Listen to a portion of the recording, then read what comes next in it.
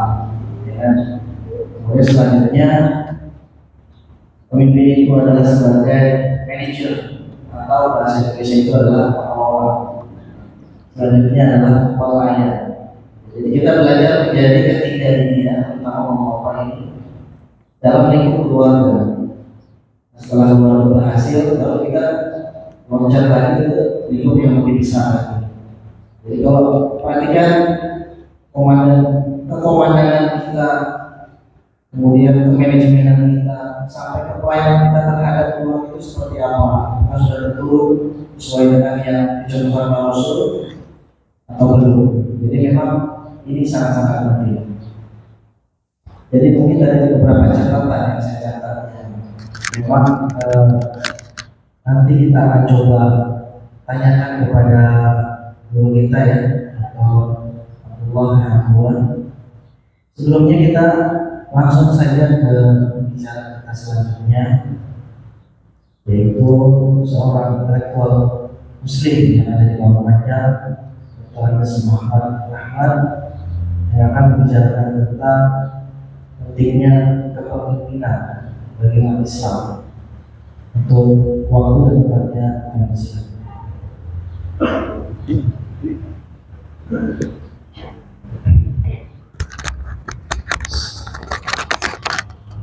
Bismillahirrahmanirrahim. Assalamualaikum warahmatullahi wabarakatuh. Innal hamdalillah nasta'inu wa nastaghfiruh wa na'udzu billahi min shururi anfusina wa min sayyi'ati a'malina. May yahdihillahu fala mudilla lahu wa may yudlil fala hadiya lahu. Asyhadu an la ilaha illallah wahdahu la syarika lahu wa asyhadu anna Muhammadan abduhu wa rasuluhu. Allahumma shalli ala sayyidina Muhammad wa ala ali sayyidina Muhammad.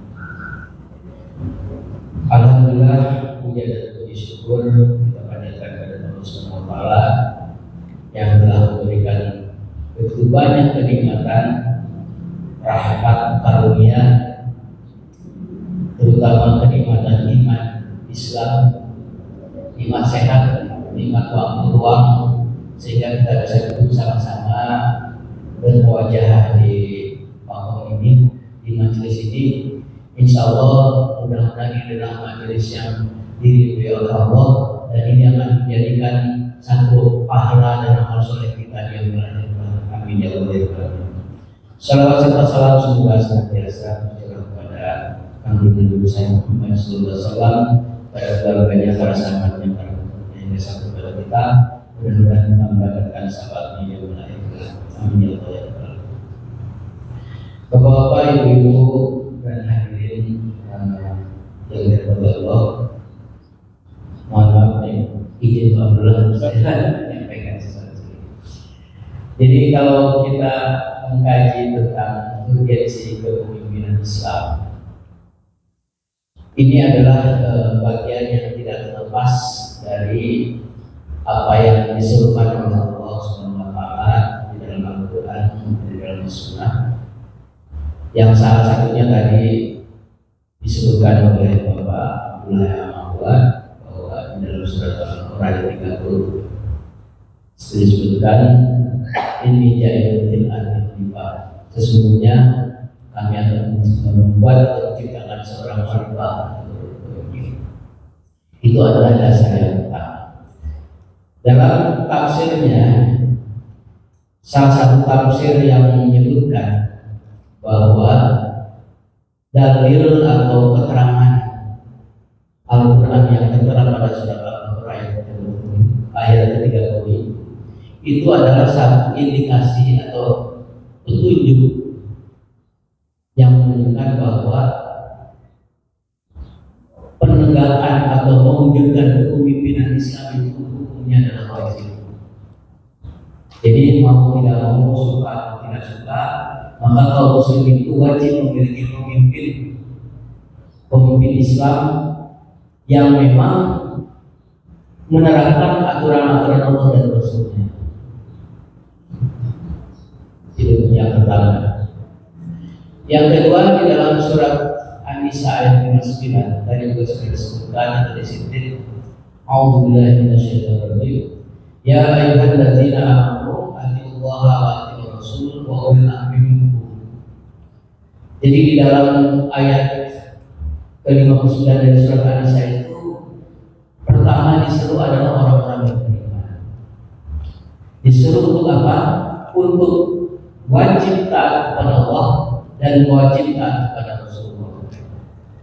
Nah selanjutnya diikuti dengan wa ulil amri minkum. Di situ tidak pakai kata-kata taati. Kenapa? Karena tadi sudah disebutkan bahwa kewajiban ketaatan kepada pemimpin itu hanya boleh ditaati ketika dia masih menjalankan hukum-hukum Allah dan Rasul. Karena jika dia melakukan penyimpangan, ada satu hadis yang menunjukkan la ta'ata fi makhluqin bi maksiatil khaliq. Jadi tidak ada ketaatan kepada makhluk di dalam bermaksiat kepada khaliq.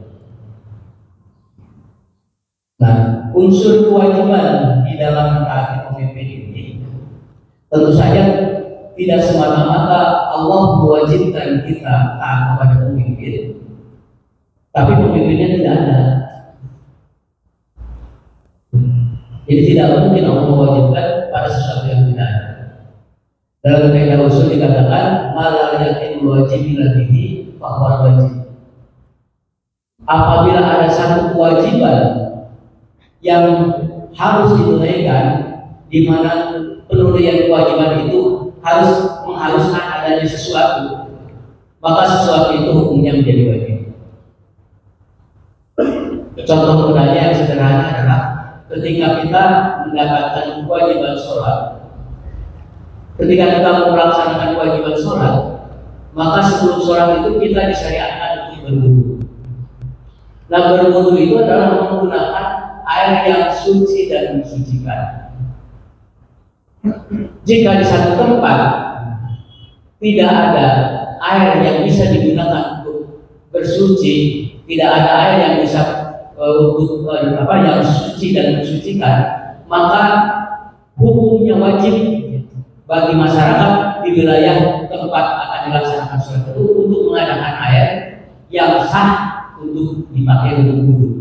Jadi wajib menyelenggarakan upaya mengadakan air yang bisa digunakan untuk wudu, artinya suci dan mensucikan. Itulah contoh kaidah usul yang sederhana yang menunjukkan bahwa malah yang itu lagi tidak dipakai. Begitu juga dengan ketaatan kepada pemimpin. Ketaatan kepada pemimpin itu wajib ketika pemimpinnya ada. Jadi pemimpin yang menjalankan syariat Islam itu wajib adanya. Nah, bagaimana ketika pemimpin yang menjalankan syariat Allah atau menjalankan syariat Islam itu tidak ada, maka kewajiban kepada seluruh kaum muslimin untuk berupaya berjuang segenap tenaga agar muncul seorang pemimpin yang menjalankan syariat Allah. Itu jadi urgensi kepemimpinan yang kedua. Jadi bahwa umat Islam itu wajib memiliki pemimpin karena itu memang disuruh oleh Allah. Bagian dari kewajiban kita yang itu tercantum di dalam Al-Quran. Nah, lalu bagaimana dengan as-sunnah? Bagaimana dengan hadis Rasulullah yang menyebutkan tentang urgensi kepemimpinan Islam? Dalam salah satu hadis yang diriwayatkan oleh Imam Ahmad itu disebutkan kurang lebih begini. Barang siapa yang memutuskan ketaatan kepada Allah, maka ia akan datang menghadap Allah tanpa memiliki hujah. Jadi barang siapa yang memutuskan ketaatan kepada Allah, nah memutuskan ketaatan kepada Allah itu mungkin konsepnya bisa beberapa macam. Bisa dia menjadi munafik, bisa dia menjadi zalim, bisa dia juga menjadi kafir. Itu mana daripada memutuskan ketaatan kepada Allah. Jadi siapa saja, barang siapa yang memutuskan ketaatan kepada Allah, maka dia akan datang menghadap Allah kelak di akhirat dalam keadaan tanpa hujah. Artinya Allah akan menyiksa. Kemudian dari hadis tersebut dituliskan, wa man mata laisa bai'an maka kita akan jadinya. Barang siapa yang mati kemudian tidak ada baiat di pundaknya, baiat itu adalah baiat kepada khalifah, baiat kepada pemimpin Islam, maka dia akan mati dalam keadaan jahiliyah. Para ahli hadis menyebutkan bahwa mati jahiliyah disebut di sini adalah bahwa dia akan mati dalam keadaan dosa besar. Jadi dia akan mati dengan membawa dosa yang besar, karena tidak ada upaya dia untuk berjuang untuk mengadakan seorang pemimpin yang menjalankan syariat Allah. Jadi itu menunjukkan bahwa eksistensi kepemimpinan Islam itu hukumnya fardhu kifayah. Jadi kewajiban yang diwajibkan kepada seluruh kaum muslimin. Nah, kita kan selama ini pahamnya fardhu kifayah itu umumnya kita hanya paham terhadap hukum mengurus jenazah. Ya, kalau ditanya kita waktu sekolah dulu diajarkan tentang konsep fardhu kifayah itu, selalu contohnya itu mengurus jenazah. Nah, ini ada ternyata kewajiban yang sifatnya fardhu kifayah ternyata ada. Termasuk diantaranya adalah mengadakan atau mengupayakan lahirnya seorang pemimpin yang menjalankan hukum syariat, itu hukumnya fardhu kifayah. Dan jika fardhu kifayah itu sudah ditunaikan oleh sebagian muslim dan itu sudah terrealisasi, maka gugur kewajiban bagi saudara-saudara muslim yang lain. Tapi sebaliknya, jika sampai hari ini pemimpin yang menjalankan atau berhukum pada hukum syariat itu tidak ada atau belum ada, maka ini adalah menjadi kewajiban kita semua untuk terus berjuang sedemikian rupa sehingga pemimpin yang menjalankan syariat Allah bisa muncul di tengah-tengah kita. Barangkali itu saja, Ustaz. Terima kasih. Baik, Masya Allah, luar biasa ini pemaparannya. Ketika sesuatu yang wajib itu harus ditunaikan, sementara sesuatu ini tidak bisa menunaikan karena sesuatu yang lain, maka sesuatu yang lain itu jadi wajib. Ini memang ada bahasa dari itu. Tapi kalau kita sederhanakan begini, ketika kita ingin sholat tadi, kemudian wudu itu adalah hukumnya wajib ketika dia mau sholat. Tapi kalau dia tidak mau sholat, ya hukumnya akan tidak wajib. Jadi ketika kita ingin sholat, kita wajib wudu. Nah, ketika kita ingin wudu, harus ada air. Nah, ketika tidak ada air, pertanyaannya apakah kita harus masuk tayamum atau mencari air dulu? Nah, mencari air dulu. Katakanlah di rumah kita pompanya mati. Nah, kewajiban kita memperbaiki pompa itu adalah menjadi kewajiban yang pertama kita, karena kita ingin melaksanakan sholat. Nah, ketika kita tidak punya kemampuan untuk memperbaiki pompa itu, kita harus memanggil tukang pompa. Ya, otomatis ketika kita memanggil tukang pompa, kita harus membayar upah tukang pompa tersebut. Nah, ketika kita tidak memiliki uang untuk membayar tukang pompa tersebut, kita wajib mencari uang itu. Nah, jadi runtutannya terus. Jadi memang kesimpulannya adalah di situ. Jadi ketika masyarakat di Palestina, terutama di Gaza, membutuhkan kita untuk mengorbankan harta dan jiwa kita membantu mereka, tidak ada seruan itu dari pemimpin negeri Muslim. Yang berhak memerintahkan jihad adalah pemimpin Muslim, yaitu disebut dengan khalifah. Jadi khalifah ini yang wajib kita angkat nanti untuk bisa memerintahkan jihad ke medan perang di Gaza.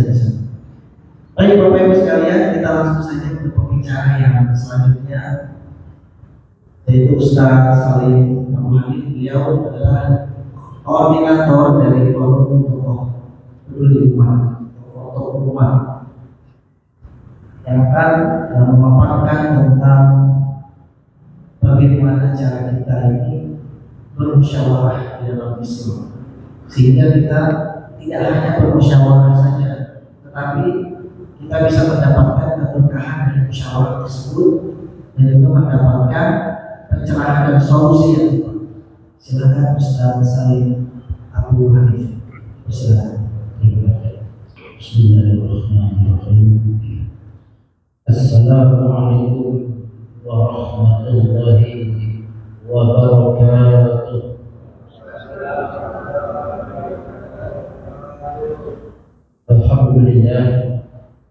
Alhamdulillahilladzi anzala al-Qur'ana tibyanan likulli syai' wa hudan wa rahmatan wa busyra lil muslimin.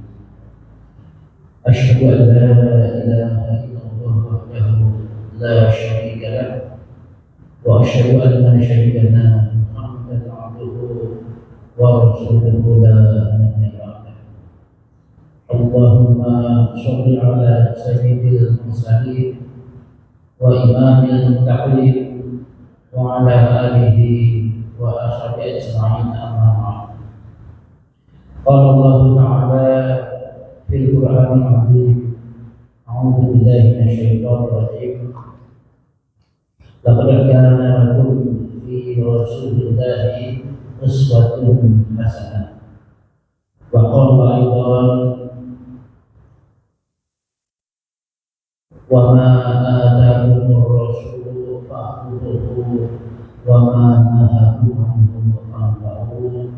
Shadaqallahu adzim. Al-mukarramun wal mukarramun, wabil khusus yang pertama adalah TKM atau Takmir Masjid Baitur Rahman Parung Panjang, terlebih yang terutama Amir atau pemimpinnya dalam hal ini adalah Ustaz pimpinan dan juga para tokoh masyarakat, para alim ulama, para cerdik pandai, dan juga barangkali para pengurus warga, dan juga orang tua kita sekalian yang hadir bersama kita, yang al-fakir juga dengan adanya beliau mendapatkan kehormatan, yakni Bapak Dr. Abdullah Muhammad. Dan segenap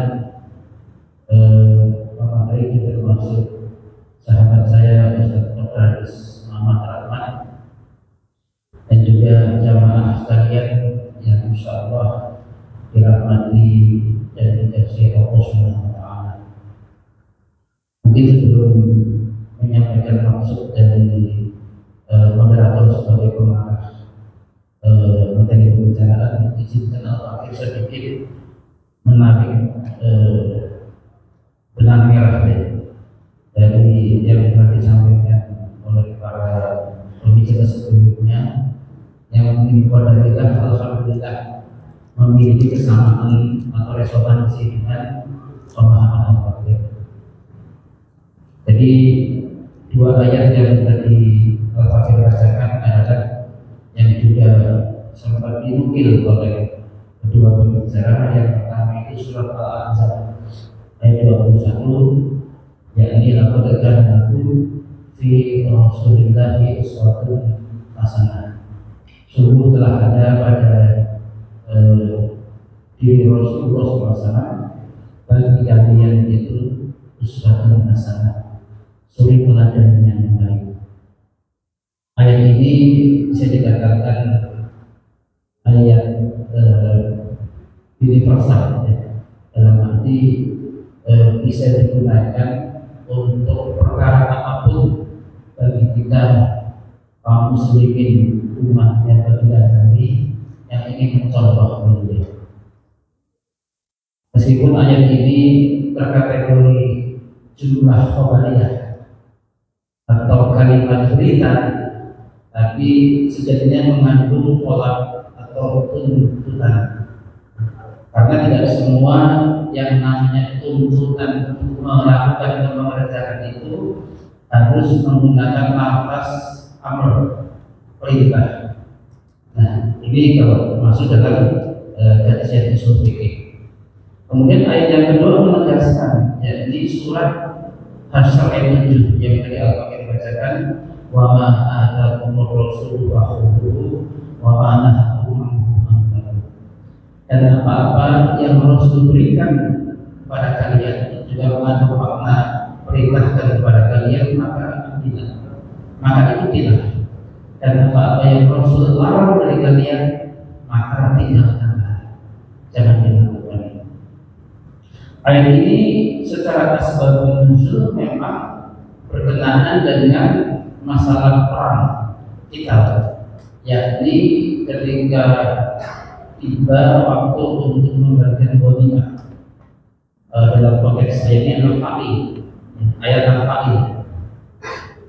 Nah, Allah menurunkan ayat ini dalam konteks apapun keputusan Rasul dalam teknis pembagian ghanimah Fatih itu, maka terima, jangan protes. Jangan protes. Ini ayat yang lain jelaskan bahwasanya Rasul pernah tidak membagikan ghanimah kepada seluruh pasukan. Padahal hukum asalnya itu seluruh pasukan yang memiliki hak atas ghanimah. Jadi surah Al-Fatihah ini bisa menjadi dalil bagi kita bahwasanya seluruh perbuatan itu harus diikuti baginda Rasulullah Muhammad SAW. Maka dua ayat ini barangkali ingin Al-Fatihah dijadikan sebagai kata kunci dan juga pengunci diskusi kita. Kalau berbicara kepemimpinan sebagai bagian dari amal kepemimpinan, maka kembali kepada amal Rasulullah SAW. Kemudian berikutnya adalah di sini Al-Fatihah ikut sedikit, ya biar ada ilmiahnya sedikit masih. Maka kalau misalnya judul kepemimpinan itu kan berarti kita membutuhkan makna agar sampai kepada maksud yang dituju. Kalau jamaah barangkali itu tanya apa makna kepemimpinan selanjutnya. Maka agar lebih otoritatif, Al-Fatihah coba sedikit mengambil dari Mu'jam Qawaid, salah satu kamus istilah bahasa Arab, dari kata imam, ya. Imam itu mengandung makna pemimpin dalam bahasa Arab itu. Maka dalam kamus ini disebutkan yang pertama itu bermakna man yubtadayu bihinnas. Jadi imam atau pemimpin itu adalah orang yang dia itu bisa ditiru oleh manusia, atau orang-orang itu bisa meniru dia. Itu imam atau pemimpin. Sedangkan yang berikutnya dalam kamus yang sama, imam juga bermakna man yataqaddamu nasa fi shalah. Orang yang paling depan, yang qadim dalam di tengah-tengah orang yang jamaah itu ketika sholat.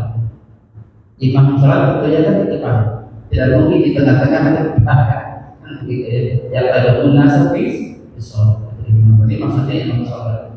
Nah, yang menarik juga dalam kamus Mu'jam Qawaid ini juga disebutkan imam itu dimana al-khalifah, ya, al-khalifah.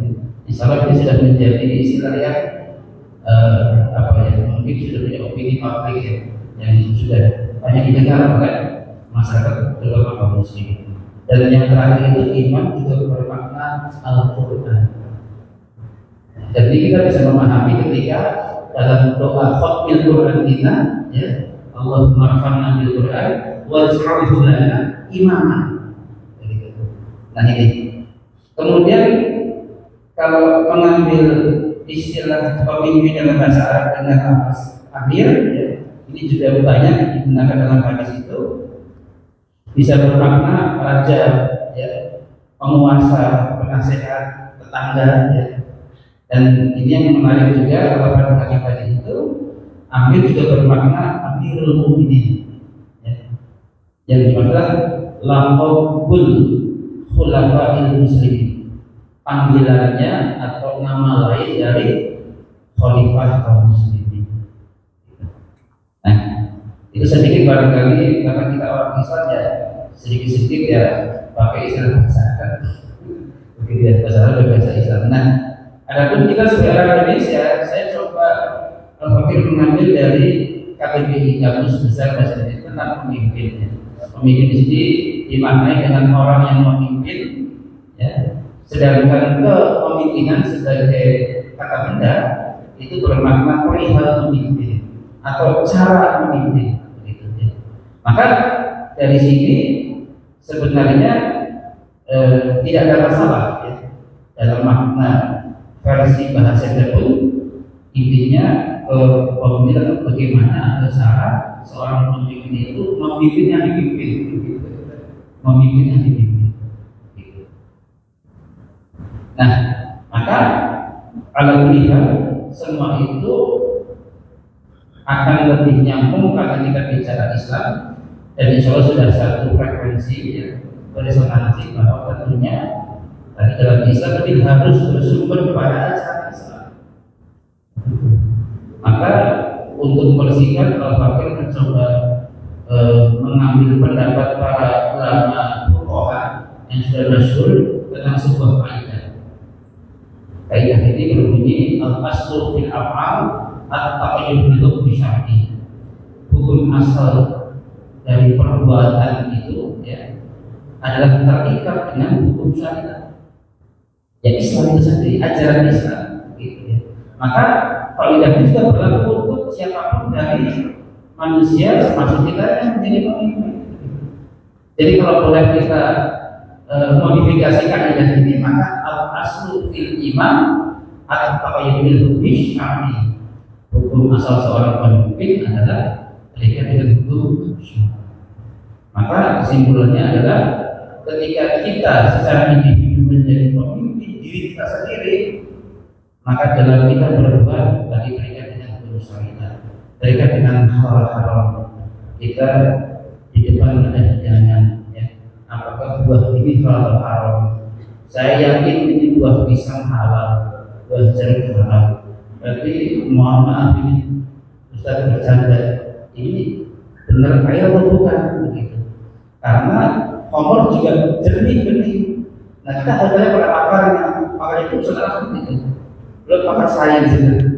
Belum kita tahu ini benar-benar air atau mungkin zat yang lain. Nah, kira-kira begitu. Nah, kita sebagai pemimpin keluarga, sebagai suami dan atau ayah, terikat dengan hukum syariat ketika memimpin keluarga kita, meriayah istri kita dan anak kita.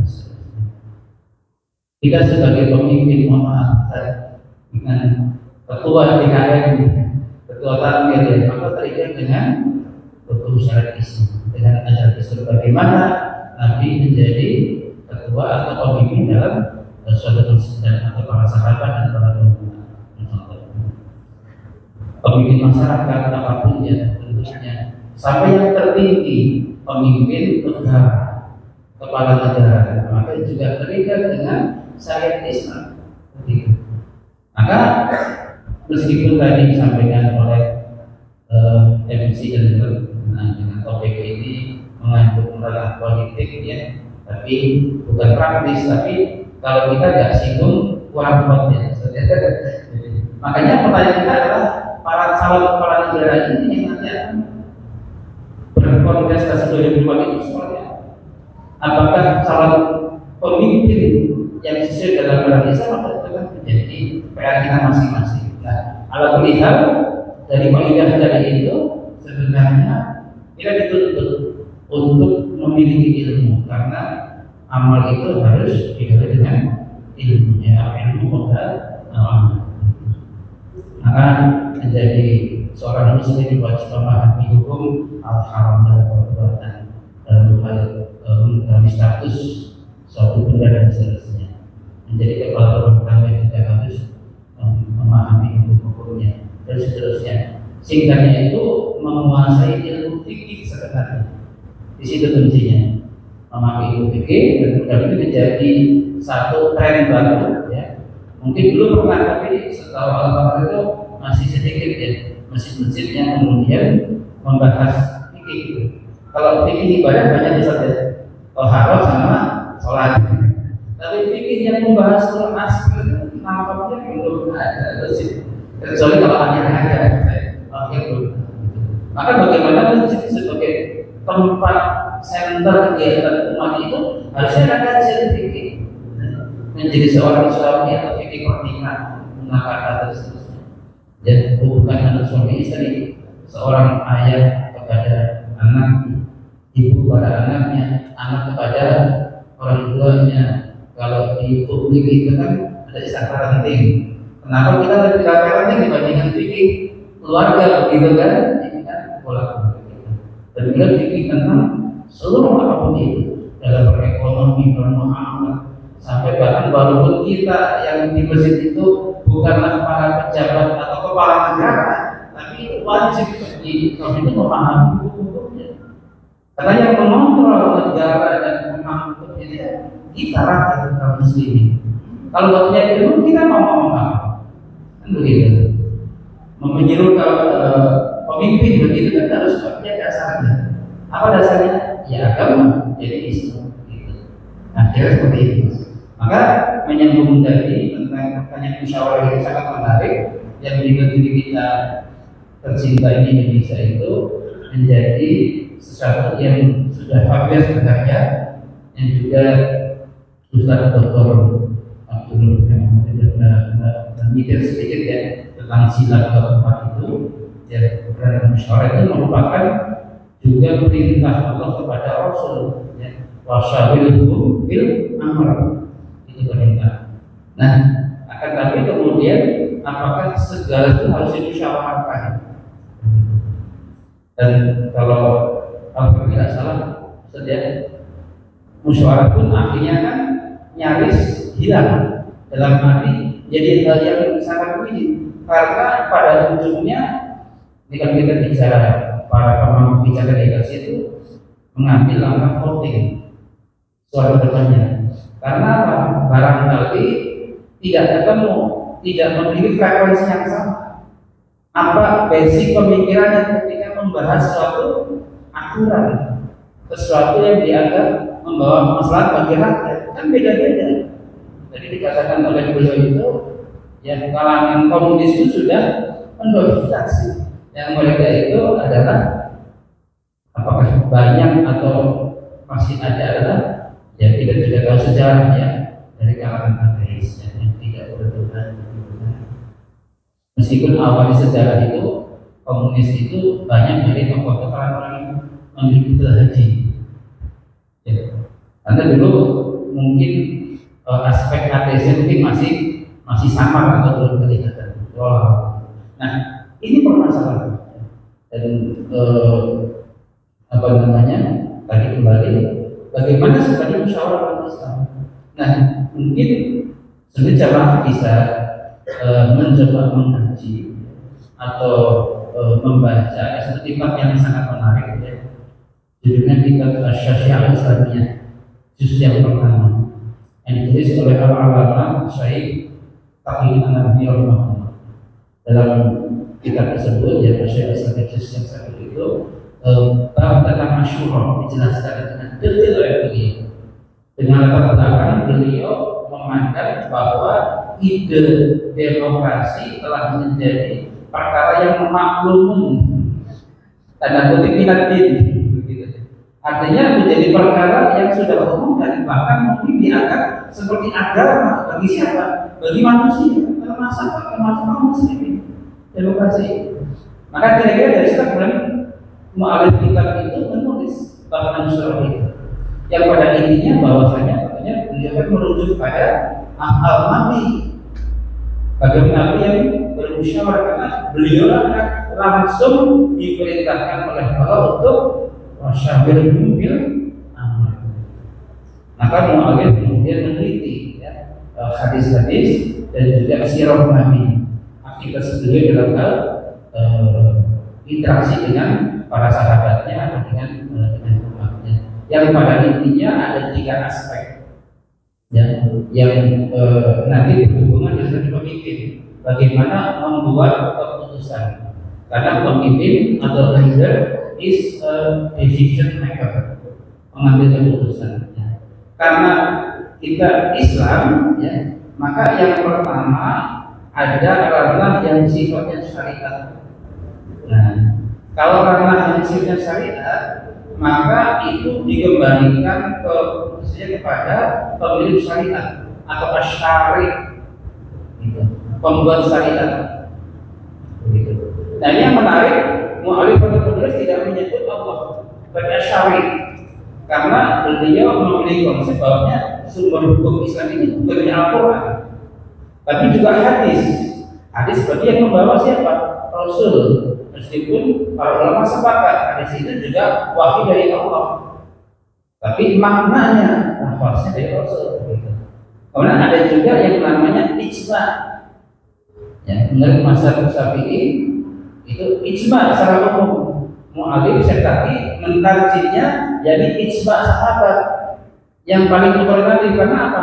Para sahabat ini disebut sebagai khairul umat yang terbaik. Para sahabat itu pasti adil. Kalau mereka berjamaah berijma tidak mungkin salah. Secara individu mereka mungkin salah, tapi kita berjamaah para sahabat tidak mungkin salah. Dan ijma sahabat sebagaimana pendapatnya Imam Ahmad bin Hanbal. Nah, ditambah dengan kias.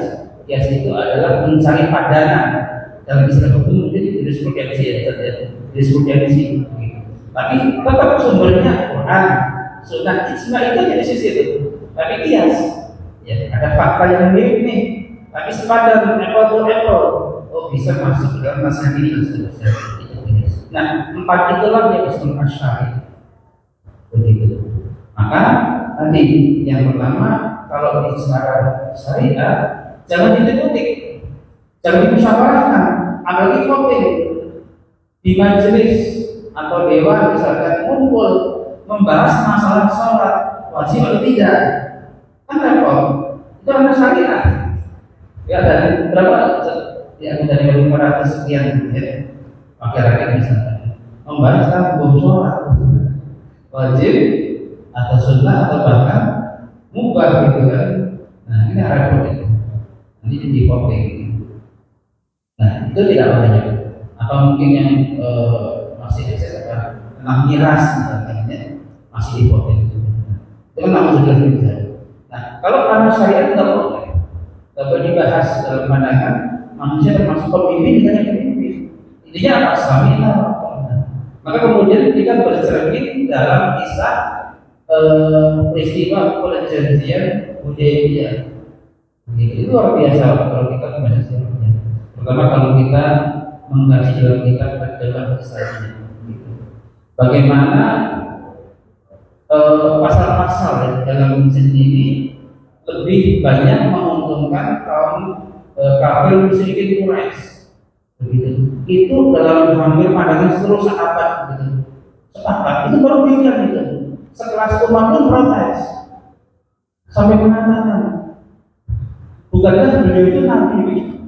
Kan nabi kan menyetujui klausul yang diminta oleh putusan Quraisy yang pada intinya itu merugikan kaum muslimin.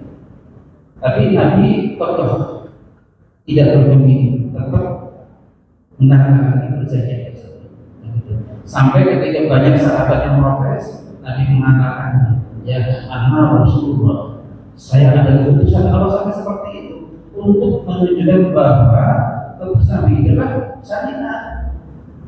Walaupun dalam pandangan akal tidak masuk akal, istilahnya ijma di luar nurul begitu ya, tidak masuk nalar itu orang kita logika oke katakan begitu loh.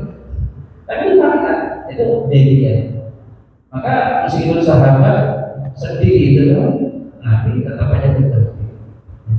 Nabi juga sedih gitu, waduh sahabat begini begitu. Nah ini yang pertama. Yang kedua dalam ranah apa namanya keahlian, ya fun dalam ranah keahlian kepakaran, gitu kan. Maka itu juga tidak boleh di voting, ya, dalam konteks tidak boleh dibahas oleh sembarang orang. Ini masalah musyawarah, tapi musyawarah terbatas hanya antara pemimpin dengan yang punya kepakaran itu. Contohnya tadi oleh Ustaz Dr. Qabdullah itu dicontohkan tadi perang Badar. Nah itu. Jadi ketika Nabi menempatkan pasukan di dekat sumber mata air, maka ada seorang sahabat Ansor yang bernama Uqbah bin Munzir. Beliau bertanya, ya Rasul, ini wahyu atau pendapat Anda? Pendapat atau strategi perang? Begitu kata Rasul, ini pendapat dan strategi perang. Berarti bukan wahyu dong. Maka Uqbah berani menyampaikan kritik atau syaratnya. Kalau ini Rasul, kalau pindahkan, jangan di sini. Begitu. Diurung mata airnya, sendiri ambil mata airnya kepada buat persediaan kaum muslimin, diurung mata airnya, terus pindah ke tempat yang besar. Nah ini kebakaran karena apa? Uqbah itu orang yang paling paham medan di Badar. Begitu. Ini kebakaran. Maka Nabi tidak mendengarkan ibaratnya pendapat yang lain, tapi hanya mengambil pendapatnya Uqbah bin Munzir. Nanti dalam konteks ketiga kita bisa melihat bagaimana pendapat profesor, begitu ya, atau doktor atau siapapun yang memiliki pakaran yang itu di luar hukum syariat. Begitu. Banyak loh, ada ahli konstruksi. Nah, ini dulu kan sebenarnya ahli pengobatan ya, ahli kimia, ahli farmasi kan, ahli farmasi. Saya tanya ke beliau, saya juga terapis, saya tanya ke beliau tentang beberapa obat dan seterusnya. Kemudian juga ya ada ahli macam-macam begitu, banyak zaman sekarang. Nah itu tadi masuk ke ranah kepakaran. Maka kita memilih pendapat orang yang di padang layar di bidangnya. Dan yang terakhir adalah tadi berkenaan dengan amaliyah, perkara yang dengan dilaksanakan lebih karena teknis. Maka di situ Nabi pernah mengambil pendapat mayoritas. Dicontohkan dalam peristiwa perang Uhud, begitu. Nah, kalau pendapat pakar kira-kira kurang lebih oke, kita menyambut kedatangan pasukan kafir Quraisy yang mereka itu kan sebenarnya ingin balas dendam tuh. Setelah kalah dari perang Badar, mereka itu balas dendam tuh, datang untuk memerangi Nabi dan para sahabat yang ke Madinah. Maka singkatnya oke, dihadapi, tapi pertanyaannya teknisnya nih, mau dihadapi di mana? Di kota, di Madinah, perang kota, atau di luar? Nah, ternyata kebanyakan sahabat, terutama yang muda-muda itu lebih memilih di luar kota Madinah. Begitu.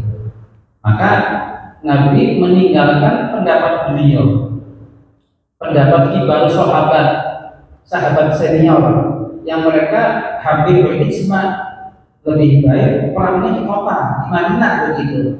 Tapi mayoritas memilih di luar Madinah, terutama kalangan muda itu. Nah, Nabi ingin mengambil aspek semangatnya dari kaum muslimin, semangat gitu. Saya kalau nggak diambil, tapi karena masuk ranah teknis, maka Nabi mengambil suara mayoritas. Begitu. Akhirnya perang itu kan terjadi di luar kota Madinah, tepatnya di kawasan Bukit Uhud. Nah, jadi seperti itu. Dalam hal musyawarah dilihat itu ranah milik siapa. Nah, di sini menunjukkan Islam yang Rasulullah itu begitu detail, tidak berbiaya-biaya, dikit-dikit voting, votingnya dikit-dikit. Ya memang harus dikit ya, soalnya memang banyak perkara teknis. Kalau banyaknya syariat harus banyak syariat. Gitu. Demikian tidak ada.